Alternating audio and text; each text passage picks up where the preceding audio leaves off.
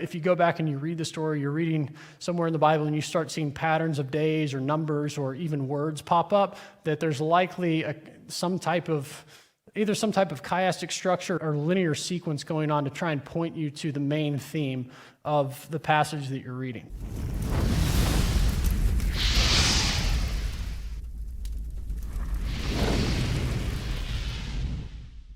This is important. We've done 2 thesis statements throughout the series. This is the one that's going to be very important tonight that we've covered in every week, but especially when we get into the flood narrative of Genesis 6 through chapters 8.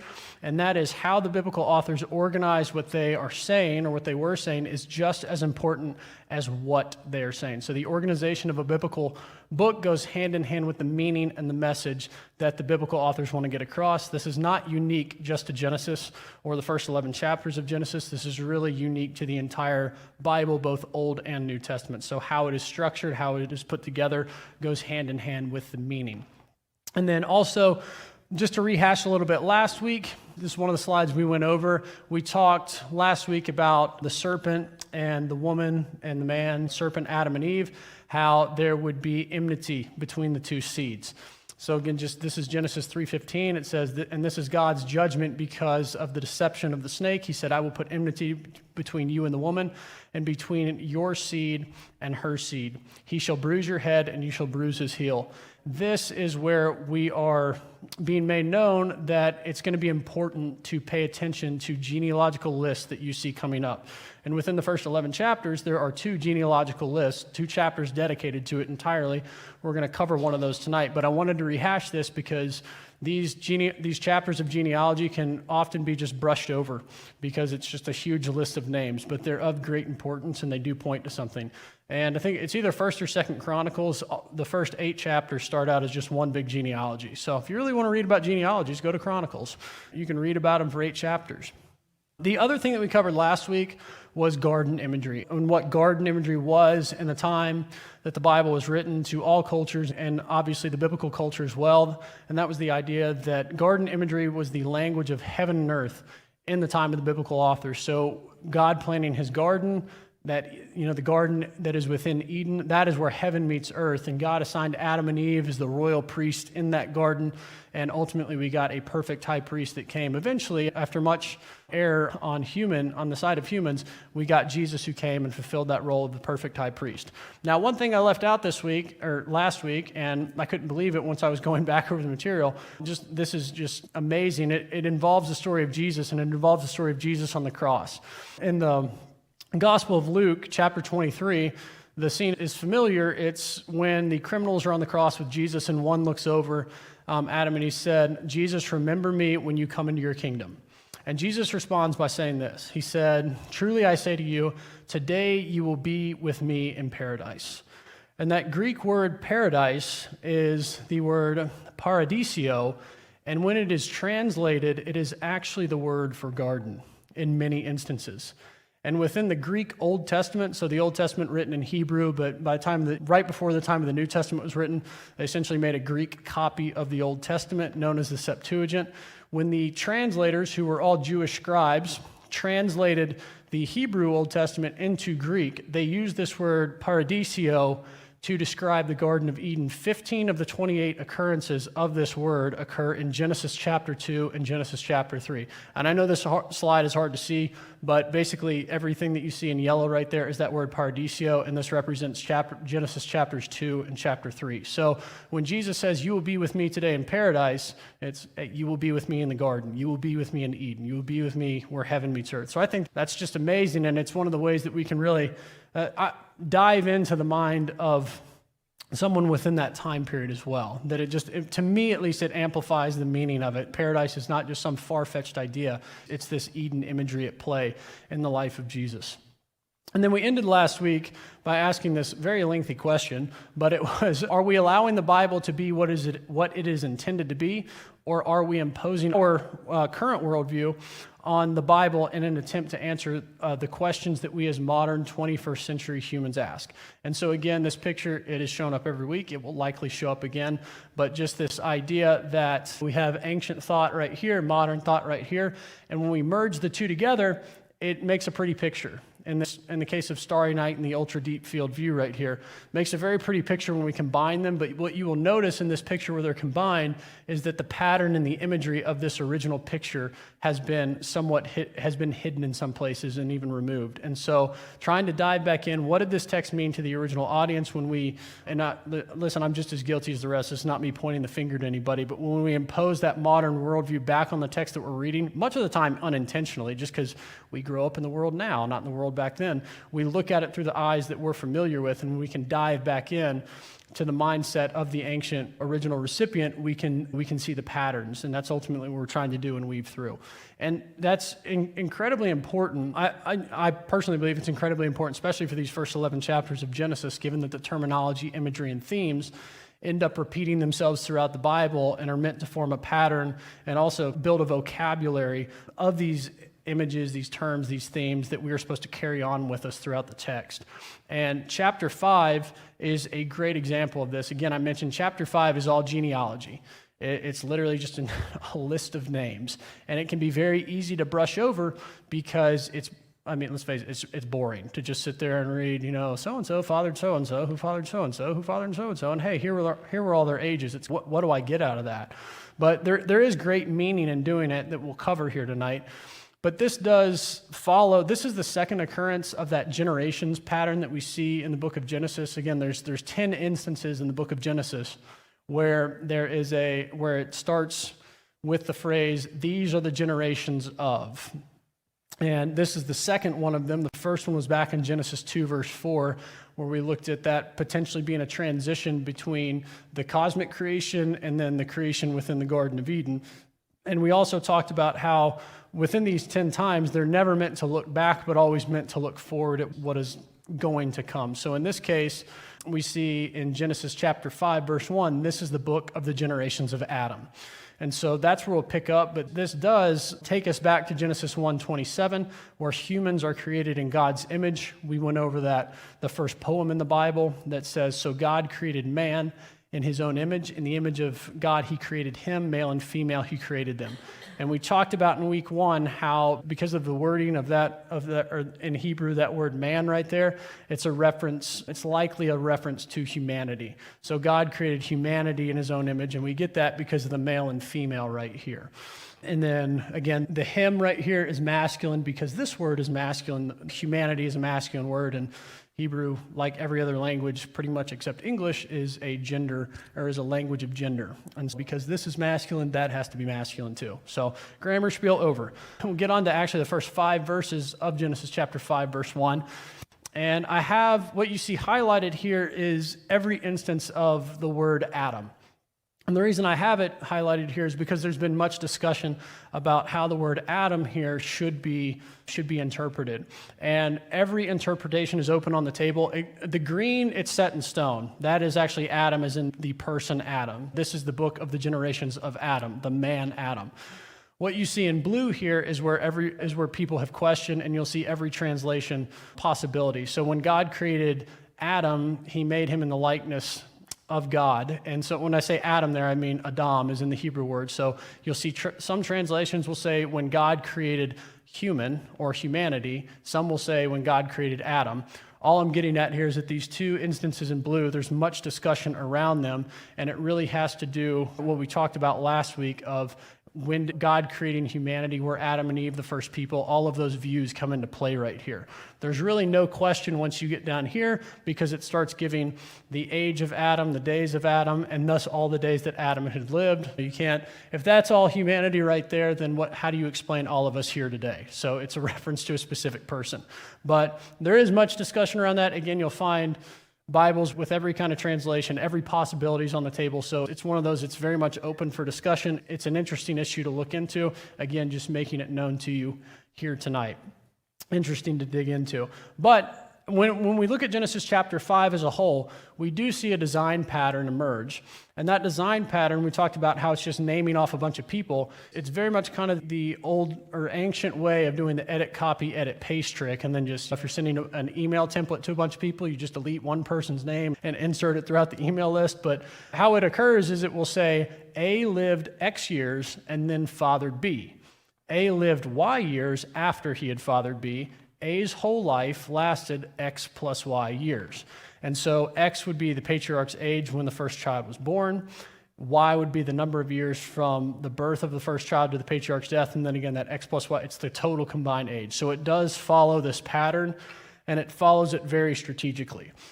Throughout the whole text, there's 10 people listed. Here's a list of 10 of them. And you'll see in blue here, there's narrative inserts at certain points for specific reasons. We're not going to cover every single name on here, by the way. We're just going to highlight some of the important ones. This list has given much discussion, or there's much discussion around this list, and there's some really just fascinating details that emerge in this list as well. But, and we'll cover a couple of these people. But you can see here, I got the old guy's rule right there, because the ages out here are astronomically high in terms of how we understand ages. I mean, you've got the lowest age on there is 365 years, and the highest age on there is 962 years. And so again, there's connection actually to several, to one place in the Bible, but then also to a text outside of the Bible from that time period, and we'll actually look to cover them both. I'll start out with kind of the comparison between Cain's line and between Seth's line. So if you remember, Cain was the brother who killed Abel, Adam and Eve's first son, Cain, and then Seth was the replacement for Abel that we looked at last week. And so what's building here is this is Cain's line from Genesis chapter 4 right here.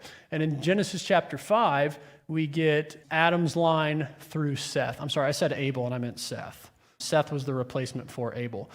And it's showing us that Cain's line is that line of sin, and once we get to Genesis chapter 5, we see a righteous line coming forward that ultimately ends in who else? Noah, who is the main character of the flood story. So there's this buildup in genealogy. The genealogy list is a buildup of individuals to show God walking with righteous people and building that line through a righteous son, Seth, rather than through Cain.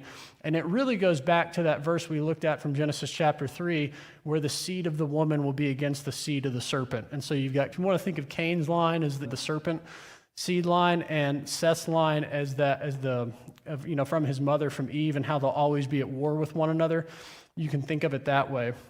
But I'm going to hone in on two of these individuals right now. You'll see Lamech we covered last week. He was, from Cain's line. He was the individual that bragged on murdering people, and then said, if Cain receives 7 times vengeance, I will get 70 times 7. It's interesting here that you have a Lamech in this line too, in Seth's line, and that his total age is, go back a slide, 777 years. And so there's an idea that, and I meant to say this earlier, that there's various interpretations of this. One is that the years are to be taken literally, as they lived 930 years, for instance, with Adam. He lived actually 930 years. There's others that would suggest that these years are more, just as Jeremy was talking about with 40, that there's actually meaning, mathematical meaning and number play going on. And so that 777 could be a play on Lamech in that view. It could also be that the number 7 is the number of perfection, or a number of completeness. So you get 777. So as complete as it can possibly be, or in a sense, perfect. And yes, and then also, again, you see Tubal Cain right here, who's from the line, which is a very interesting name. It means produce of Cain, but that'd be like someone naming like my great-grandson 10 down the line, like produce of Brad or something. It's a funny name when you look at it, but he has 3 sons, and then that contrasts with Noah's 3 sons, Shem, Ham, and Japheth. Now, the other document, this is obviously from the Bible that we're looking at here, so there's a contrast between these two lines here. Again, it goes back to the seed of the serpent and the seed of the woman. There's also a document from that same time period known as the Sumerian King List. And it is a list of kings that descend, and there's comparisons that we'll look at between that and Genesis chapter 5, maybe for some polemic literature play going on.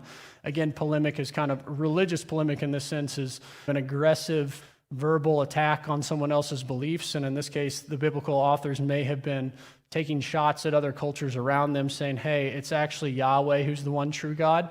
But the Sumerian text is essentially, it's a composition that it was compiled somewhere between the second millennium BCE, and it's just essentially a list of kings from that kind of ancient Mesopotamian area. But there's 10 kings from the creation of kingship to the flood. The flood was that we'll talk about. There was a kind of universal back in that day understanding that a flood had occurred. And so you'll see flood stories from all across the ancient cultures. Talked to Pastor Todd before this, how that can actually be a source of affirming that there was an actual event. If everybody's talking about an event that happened, just gave details a little bit different, hey, something probably happened, let's just figure out which one was actually right. We obviously would believe that the biblical one is correct for many reasons, but yes, there are 10 kings from the creation of kingship to the flood. The first king, who I'm not going to try and pronounce his name, is appointed by the oldest gods. And then the final king is chosen to survive the flood. In contrast to this, there are 10 generations from Adam to the flood of Noah. Noah lives after the flood. Adam and Eve are appointed as the royal image, that royal priesthood within the garden by the God of Israel, by Yahweh, the one true God. And then Noah, the 10th, is chosen to survive the flood. So you see some striking similarities here. And I'm going to say this right now before we get a little bit more into this. This does not mean that, because you'll hear this argument occasionally, and it's a really bad one, and whether it comes from secular scholarship or more Christian-based scholarship, scholars will agree that it's a bad way to argue this point. But they'll say, see, look, the people in Genesis, they just took this Sumerian King List and then they just copied it over word for word and just inserted their own names. Nobody in the academic world thinks that. So it's a very bad argument. But anyways, we go on and on about that, but we won't. You'll see a striking similarity that there's very high, even more astronomically high age ranges within the Sumerian King List. You've got 67,200, so a little bit more than 930, but you'll see the numbers are higher. And there's been discussion around, is there correlation essentially between the ages from the Sumerian King List and the biblical list? Before I get into that, though, I do want to point out something that's, another similarity to this. You'll see this guy right here. Again, I'm not going to try and pronounce these names. By the way, if you have this list memorized for the Sumerian King List after this, Jeremy has an Amazon gift card for you, so see him. He can quiz you. But this is the 7th person in the Sumerian King List line. And it contrasts with Enoch, who's the 7th person in the Genesis 5. Now, this character right here had a unique relationship with the gods of his time, according to this story. And Enoch, it was said Enoch had a unique relationship with Yahweh. It said he walked with God. And so there's similarity there, and it goes more in depth than that. But what's very interesting is that this king right here on this list was actually, again, he's 7th in line. And it ended up that the city that was associated with him, the main deity that they worshiped there was the sun. So it was a city of sun worship, essentially. And some people have drawn the fact that Enoch might actually be a play of the 365 years that Enoch lived before he was taken up. Again, Enoch walked with God. He did not see death. Is actually a play against this king right here and the sun deity, basically because we have one solar year would be 365 days. So again, it's an option on the table. I'm not here to say it's right or wrong, but people have drawn correlation to, more polemic here going on, so that the statement would be that 365 wouldn't be the literal amount of years that he lived. Rather, it's a play and an understanding on he's being contrasted with someone whose main city had sun god worship as their main form of worship. So interesting there as well. And then this is something just going on with the high numbers thing from the Sumerian King List. People have long recognized that they use a base 60 system. So we use a base 10, kind of 1, 2, 3, 4, 5, 6, 7, 8, 9, 10. In the ancient world, they used a base 60 system.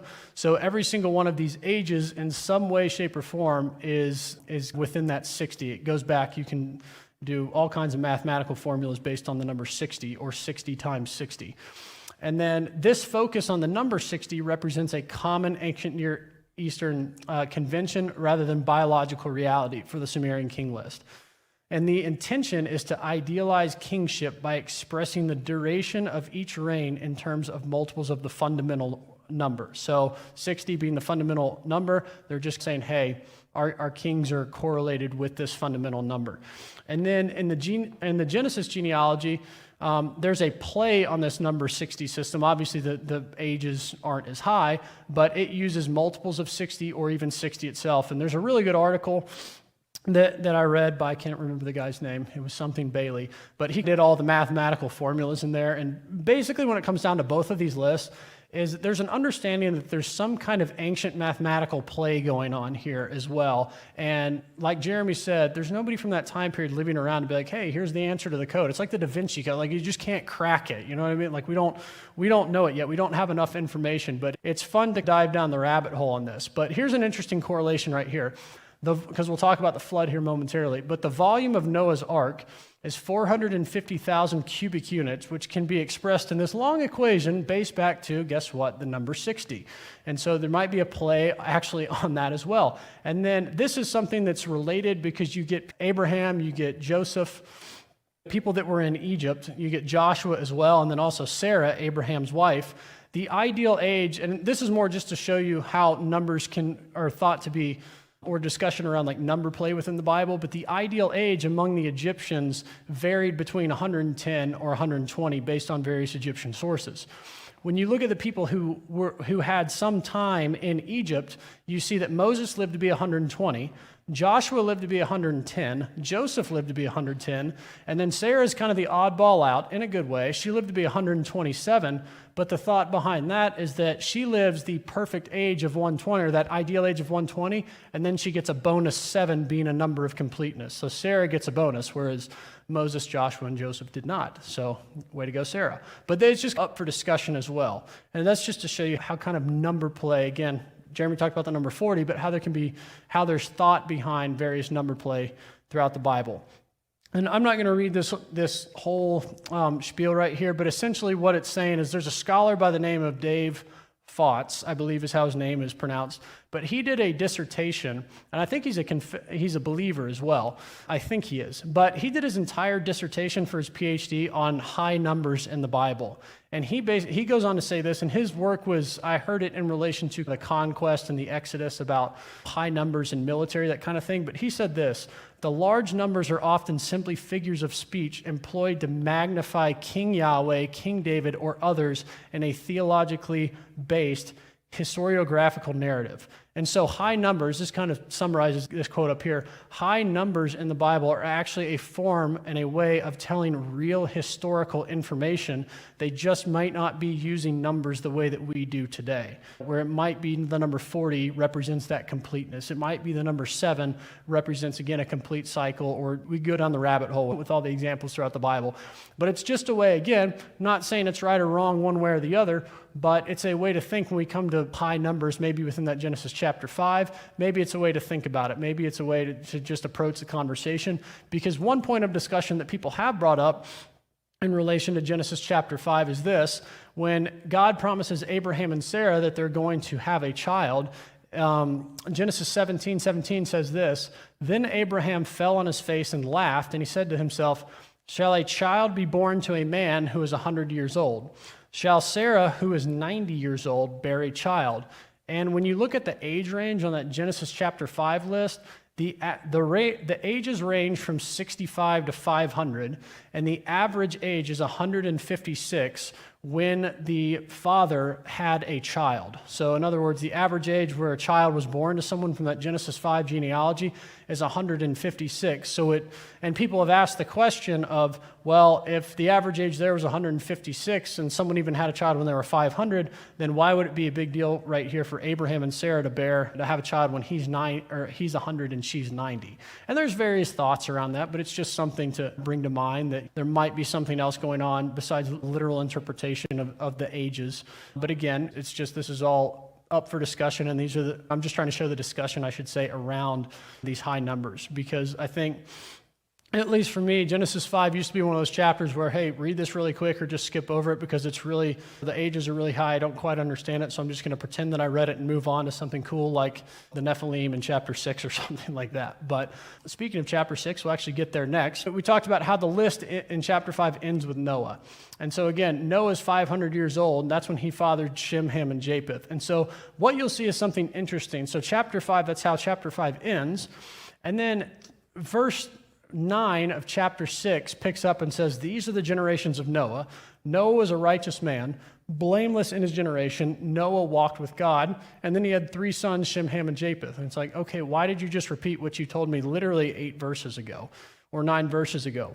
Well, there's this lovely 8-verse passage in here about the sons of God seeing beautiful women on earth, taking them, having offspring with them. This is where you get the giants, the Nephilim, that story. And then this is where God sees the wickedness of man, or the wickedness of man was great in the earth, and where God declares, I will blot out man, and meaning man and animal, and he goes on to say man and animals and creeping things and birds of the heavens. So God's basically going to wipe everything out because of the wickedness of man. And then I do want to point out right here, when we talk about the sons of God, we're not going down the sons of God spiel tonight. We've done that in the Divine Counsel course. This is more focused on the flood tonight. But the sons of God see beautiful women, and then they take them. So they see something that's appealing, and then they take. That's directed back towards the garden, where the woman sees something that looks good, the fruit of the tree, and she takes it for herself. Cain does the exact same thing, where he sees and he takes. He fails the test at the tree. And so again, people being that image of a tree. So the sons of God, now there's a divine failure. At first it was a human failure. Now it's turned into a divine failure, and the consequence for this is God's like, I'm blotting them out. I am blotting them out. However, verse 8 says, but Noah found favor in the eyes of Yahweh. And the reason I have Noah and favor highlighted is because they're a word play on each other. So Noah is one of those fun words in Hebrew where you get to make a hacking sound, but the word Noah is Noach, and the word for favor is chen. And if you look at it, Noah is chen spelled backwards. Like they're literally just, you flip the letters around. And so there's this word play of Noah finding favor in the eyes of the Lord. And then Noah obviously means rest, which we'll get into. And so, these 8 verses right here have sent many people down wild rabbit chases of who are the Nephilim, kind of the Indiana Jones here. Let's go digging for giant skeletons across the globe. And we're not getting into that tonight again. This really, I heard this from, can't remember who I heard it from originally, but a scholar I heard this from was basically that those 8 verses right there are a timestamp. They're a timestamp in the story, very similar to how if you and I were just to be in casual conversation and make a 2-sentence reference to the Redcoats, we would know that we're talking about the Revolutionary War. It's something commonly known in our time period, and the same thing is going on right there. And basically what it boils down to is that what the Bible is getting at is that Babylon's boasting is actually the spread of corruption throughout humankind. So where Babylon thought that kind of these giants and people were basically good people, they're like, hey, we're descendants of them, they're great. The Bible's just like, actually, no, it's not. It's like a rebellion against the one true God. And so just have that in there to show you that this is really more of a timestamp of kind of, hey, we're letting you know what part of the story we're talking about right here. But it would have been common knowledge back in that day. On to the flood account, really, Genesis 6 through 8. Here's the grand summary, and we looked at this a little bit when we were talking about garden imagery, I believe in week 2, but here's the summary of it. God chose a royal priest, again, that's Noah, whose name is Rest, to build an ark and rescue all the animals he created in them. The ark becomes this floating Garden of Eden because of what he takes on the ark with him. He takes livestock, he takes animals, everything that you would have found in the Garden of Eden. And again, Noah's name meaning rest, he's placed in charge of this floating garden that floats upon the chaotic waters of the deep that burst forth to create, or that God brings forth for this flood. And then the ark comes to rest on a mountain, and then God restores the Edenic covenant. And so we talked about the mountain. Eden is described actually as a mountain in the book of Ezekiel. So you got this garden comes to rest on a mountain, correlating to the garden and the mountain of God. And then again, God restores the Edenic covenant, very much what he did with Adam and Eve. He didn't restore it, he started it with them. Start over and with the royal priesthood. So that's the summary of it. Now, where a lot of discussion with flood has gone recently, I would say in recent times, I guess. And I'm not saying these things are necessarily bad. I'm just trying to get maybe more so what stories trying to be is what the original audience have been thinking about. We talk a lot, and you may have seen in the news, like, hey, did we actually find the ark or the remains of the ark? This is a picture from where some believe they found remnant of the ark in Turkey, I believe. But we're trying to go, hey, where is it? Where is it? And then also, what all animals were on the ark? Were there dinosaurs on the ark? Were there penguins on the ark? Any kind of variation of animals that you have. And so that's where the discussion, at least that I've seen, has tended to revolve around. But again, going back to this point of the organization of the narrative in the story, rather than just simply putting modern questions that I have into the text. Kind of talked about that a little bit last week with that 2 Timothy 3:16 and 17, that all scriptures God breathed for equipping us to walk godly lives, not necessarily to answer every question. But just something to keep in mind as we're going forward, because what we're going to do is look at the literary style of the flood. And it's truly remarkable. This onion in and of itself goes so deep. We're just going to barely scratch the surface of it tonight. But Genesis 6 through 8 is written in chiastic structure. Again, that's this narrative where you have this A, B, C, D. D would be the hinge point here, and then it reverses back on itself in C, B, A order. And so you basically have this build-up, hinge point, which is the central theme of the story, and then it falls back on itself. And that's so that you know where the hinge point of the story is. That's designed to be, it's a literary style designed to show you the important part of the story. And then, my word, there it is.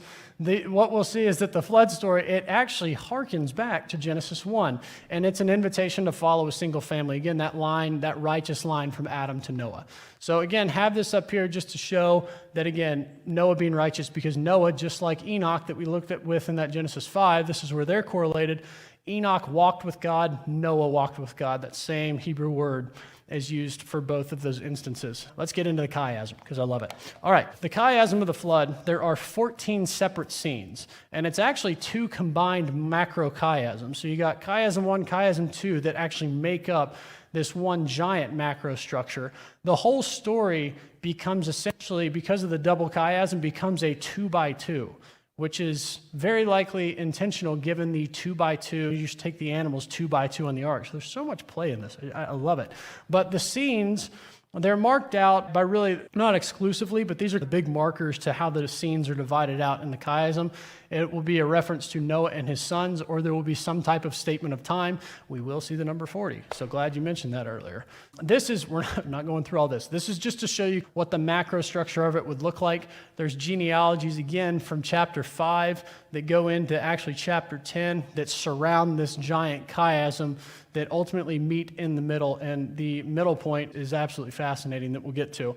This, again, is just, I zoomed it in. I just took the genealogies out, but this you can actually see the build up here, 1 to 7, and then 7 back down through. And so I'll go over a couple of these. I'm not going to go through the exhaustive list, but there's chiasms within the chiasms. Like, it is truly remarkable. You'll have some verses that have chiasms within like a 2 or 3 verse cycle, and then interwoven with that is another chiasm that involves 2 more. It goes so deep. It goes so deep. But here's a good starting point in terms of recognizing chiastic structure within the Bible, and also specifically here the flood narrative. This is where 40 comes in. You get this period of, there's 2 days of 7 days of waiting. And then that is followed by 40 days of the flood. There's that 40 number. Then for 150 days, the waters prevail. And here's the central hinge point in the middle. God remembers Noah. He remembered Noah and the promise that he made with him. Once Noah is remembered, you get 150 days where water, instead of prevailing, now the waters are going down. And then you have another 40-day cycle where it's the end of the flood, and then that's followed by 2 days of waiting for the waters to fully subside. And so you can see this 7-7 on both ends, the 40s and then the 150s, and then that central hinge point. Again, this is designed to tell you that, hey, the important part of this story is that God remembers Noah. Here's one other one. And this is a little bit smaller, but again, God remembering Noah is the central point of this. It's where the waters increase, in contrast with the waters going down, the mountains are covered, then the mountaintops become visible, and then God remembers Noah again. So these are just, again, there's many more chiasms in there than this, but I hope this is helpful. And, if you go back and you read the story, you're reading somewhere in the Bible and you start seeing patterns of days or numbers or even words pop up, that there's likely some type of chiastic structure or linear sequence going on to try and point you to the main theme of the passage that you're reading. So I think it's fascinating that it's written this way. And this is where my opinion comes in real quick, but it shows me that, yes, this text truly is inspired. It's one of the things that gives confirmation to me about the text being the inspired word of God. Like, only He's going to organize it. And or inspire that organization in the way that it was written. So I think it's very, very special. But this is where the disclaimer comes in from Jeremy right here. We're going to loop back into God favoring Noah in a minute, but I did just want to cover this because it has been somewhat of a hot topic, I think, in the past. But just here's the disclaimer again. Then we're going to talk about the global. Was the flood global? Was it regional? Again, I'm not here to say it's one or the other. I'm here to offer both viewpoints. Again, the viewpoint, as Jeremy said earlier, First Christian stands that it's a global flood. Yeah, but I'm offering both views. I'm not saying one is correct or one is not. Just here are both views. You have the view, we'll start out with the global flood. This is really where it comes from. I mean, it comes from several places within, but you get, this is chapter 7. I don't have that in here, but verses 19 through 22, you'll see phrases like, and the waters prevailed so mightily on the earth that all the high mountains under the whole heaven were covered, and that all flesh died on the earth. And then you get 2 more instances of all swarming creatures and all humankind. And then we talked about the word. This is where the discussion starts right here, global or regional. Again, this is just me sharing information. But that word earth is the same Hebrew word that we looked at in the Genesis 1 part that means land. The word eretz means land. That word translated all and whole right here are actually the same word in Hebrew. So don't you wish they would translate it the same sometimes? But yeah, it's the same word. It's the Hebrew word kol, which just means all or every, or in this case, whole. And then, so where this comes into play is, again, where the discussion starts is, how do we think of the earth? What did they mean by the word eretz? Did they mean globe? Did they mean land? What do they mean by all of what? Is it exhaustive totality? Is it not? And where some people have pointed, again, this is kind of sharing like the points that would seem, this is points for the regional right here, where people have drawn, it can't mean exhaustive totality all the time. This is where Abram and Lot are speaking together. And they eventually say, Abram says, is not the whole land before you? When he's talking like, hey, Lot, we're looking out at this land like to the left and to the right. And it's that same pairing of words, is not the kol eretz before you. And so he wouldn't be talking about the whole earth in this instance. You can't see the whole earth from any mountain that you stand on, but it's just a selection more so of land. There's also 2 Samuel that says, the battle spread over the face of all the country, and the forest, and devoured more people that day than the sword. Country in this instance is the same word eretz as land. I'm not sure why it's translated country in the ESV, but it is. But it's the same Hebrew word, and then you get that all is the word kol right there. So this would not be speaking that the battle spread over the entire globe, if you will. And so this is just things that people are pointing out, that the word all and the word land doesn't mean exhaustive totality or the entire earth at one time. And then here's the big one that people will point to. This is from Genesis 9, chapter 19, or Genesis chapter 9, verse 19. It says, these 3 sons of Noah, these 3 were the sons of Noah, Shem, Ham, and Japheth. And from these, the people of the whole earth were dispersed. Again, there's that pattern of kol eretz, were dispersed. And so you get that, and I've used this before in presentations too, but this is the representation of Shem, Ham, and Japheth and their descendants. This is the 70 nations, which, again, has been talked about here previously. We'll also cover it because we come to it in Genesis 10 and chapter 11. But this right here would be all 70 nations right here represented. And what's said about this is more so that, hey, this is not the entire earth, this is the entire known world at the time of the biblical authors when this story was written.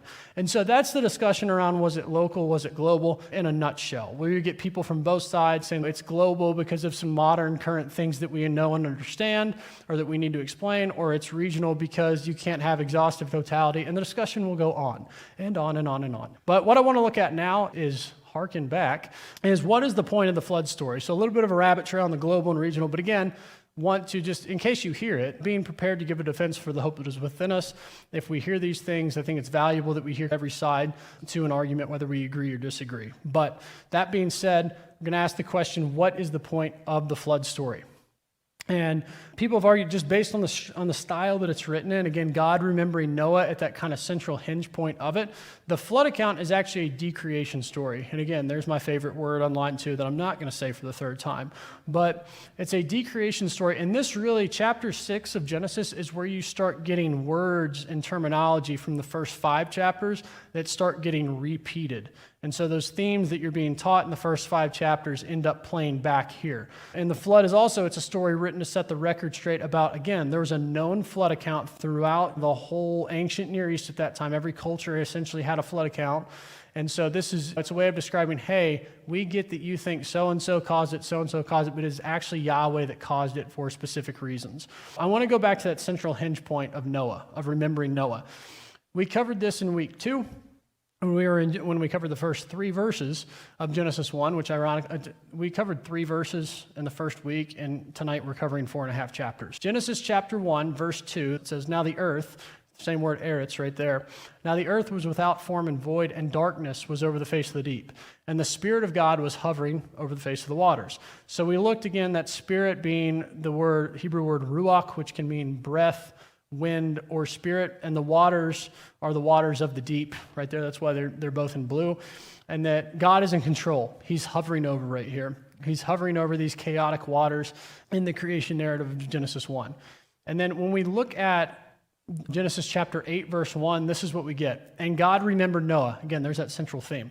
"God remembered Noah and all the beasts and all the livestock that were with him in the ark. And God made a ruach," God made a wind, "blow over the earth, and the waters subsided." So here you see the spirit, that same words, ruach for breath, wind, or spirit. God made a ruach blow over the earth, and the waters subside. So in Genesis, you get Genesis 1, or Genesis in both instances. Genesis 1, you get God's Spirit hovering over the waters. Here again, there's that ruach hovering or coming over the waters. And then the fountains of the deep and the windows of heaven were closed because of this. So where the deep, or God in Genesis 1 created in the midst of that deep and chaotic waters, just because he was in full control, here the fountains of the deep and the windows of heaven were closed, and the rain from the heavens was restrained. And so this word deep, again, right here, it's the same Hebrew word from Genesis 1, the word tahom, which is that dark, chaotic ocean. So you can really see this picture here of this little Eden boat floating on the midst of the chaotic sea, and then God's Spirit coming over the waters, and then the deep waters, the chaotic waters residing when the Spirit does that. And then we covered this, just again, this was one of the pictures and one of the interpretations that we looked at, that expanse. What is the expanse? What is being described here? Is it modern cosmology? Is it ancient cosmology? But this is where I'm just have this up here because I don't know if you can see these little slashes through this right here.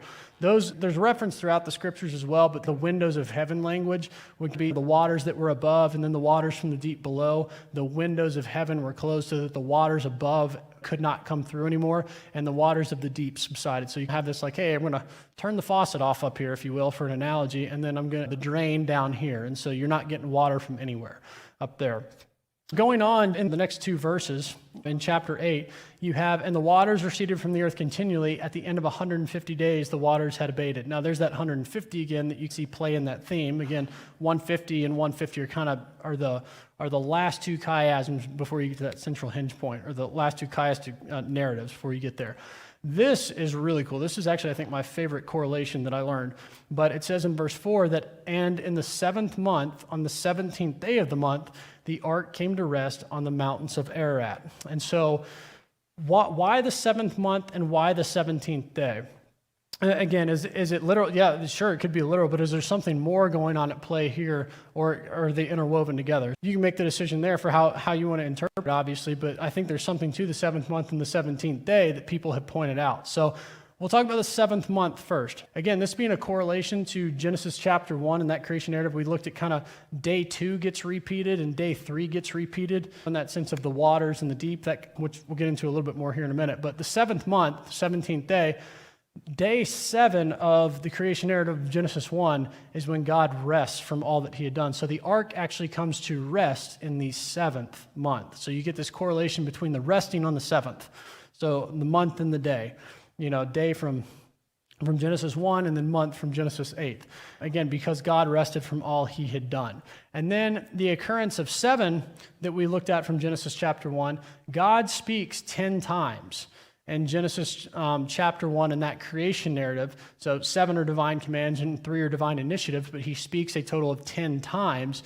And so 7 plus 3 is 10, but then you get that theme play on 7 too. So there's this idea that, hey, 10 plus 7 is 17, so the 17th day is looping you back into these divine commands plus a cycle of completeness on the number 7. So it's another one of these numerical kind of patterns that might be at play here that we in our modern mind, I'm speaking for myself here, like I don't think anything. When I think the 7th month of the 17th day, I'm like, okay, cool, thanks for letting me know the day he got there. But there might be something more going on. It might be that, yes, but there might be another layer to that onion as well. And then the ark came to rest on the mountains of Ararat. Again, the ark rests. So this Eden, this floating Eden rests on the mountains. This is Ezekiel 28, verse 13. It says, you were in Eden, the garden of God. And then later in verse 18, it says, I placed you. You were on the holy mountain of God. So Eden is it's a garden, but it's also a holy mountain, kind of this garden, holy mountain. And so you have this floating garden resting on the mountain. So to me, it blows my mind. I'm like, okay, someone's behind this and they're not human. But that's just my take on it. But we'll also talk about the length of the flood. The flood starts in the 600th year of Noah's life in the second month on the 17th day. And there's that 17th again. And then the flood ends on the 601st year in the second month again on the 27th day. I know, Jeremy, I meant to ask you, but you had a book that talked about the second month that you shared when we were actually here for the new moon celebration in the second month. But there was something I meant to ask you on that, maybe share afterwards, just kind of what that, because I think there's some correlation there as well, thinking about this. But it made me scratch my head when I was reading this, like the 27th day, like why can't it just be the 17th? Why can't we do like one full, like what's going on here? Why is there a separation of 10? I ended up talking to Alan about this because Alan, you actually approached me about it, and Alan made a fantastic point that when we look at, we've talked about the fall feast days in here before, about how Day of Trumpets was thought to be correlating back to the original day of creation and tradition, like it's that day of creation. 10 days later, you have the Day of Atonement. And so there's this link between a full year plus 10 days. You would have creation to creation plus 10 days being the Day of Atonement. And then that linking into, you talked about in the New Testament where it talks about how the days of Noah, it will be like the days of Noah coming back. So really interesting correlation. Thank you for sharing that, by the way, Alan. Want to give you the shout out there. But my moment of head scratching, like, why can't it just be even? Turns into be, hey, this is likely a play on God's appointed times, which would again go back to Genesis 1, where he places the stars in the sky for that purpose. So a couple more correlations here for when they actually get off the ark. Remember, God restores the Edenic covenant with Noah and his family, and he tells them to be fruitful and multiply.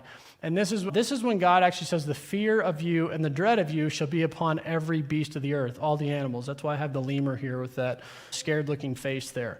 But so there's this divine command again. There's this Edenic covenant being restored to be fruitful and multiply. And when we look at this, we go back to Genesis 1, be fruitful and multiply. God tells the fish and the birds. So when the waters were separated, waters above, waters below, the fish that live in the waters above, and then the birds that are up in the air above, that they are the ones that are told to be fruitful and multiply in Genesis 1, and the humans are told to do so also. We get to Genesis 6, really I guess Genesis 8, because that's when or Genesis 8, 9, because that's when the flood has gone down. When they get off the ark, the same command of be fruitful and multiply is given, again, to Noah and his family, the humans, but instead of the fish and the birds this time, it's given to the animals from the ark. And but just going back into the correlation between this, the fish and the birds, they can fly. They can still fly. They're not when the flood comes, or they can be on the ark, they can be resting on it there.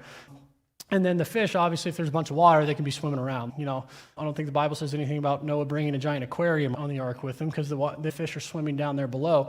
But you have this instance where the animals now need to get off and be fruitful and multiply. It's the whole point of 2 by 2.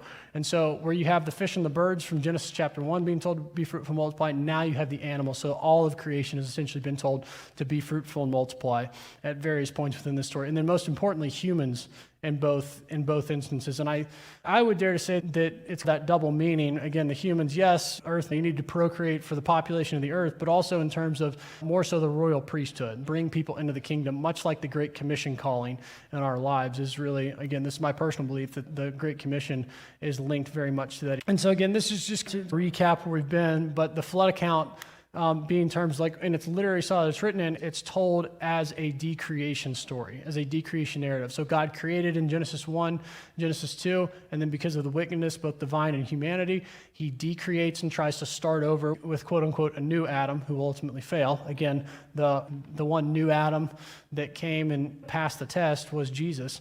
But again, it goes back, you start seeing all this terminology that's been used in the previous 5 chapters, and it's written to explain the known flood account and to give credit to the one true God for what had happened. And it's also the story of God's judgment on the wicked world. Again, I've just talked about that, but reinstating that royal priesthood. And again, we looked at genealogies being important, kind of Adam to Noah through Seth, that being a righteous line down there. And then ultimately, this really ties into the seed of the woman versus the seed of the serpent that ultimately plays all the way out. And we see obviously come to fruition in fullness, I would say, to Jesus or with Jesus and what he did on the cross. But and this is the final slide of the night, but just to come and speak to this one more time, that again, when we combine these two views, the modern view and the ancient view, we can make a pretty picture, we can make a pretty theology. But I think really what we're trying to do within these 6 weeks, and again, I'm on the journey with, is to remove as much of this as possible from this so that I can see the original patterns, the original design, ultimately the original message that God was trying to convey when he inspired people that were living thousands of years ago to pass on this text that we call the Bible, that we now read today as an inspired text for how to go about and to live a godly lifestyle.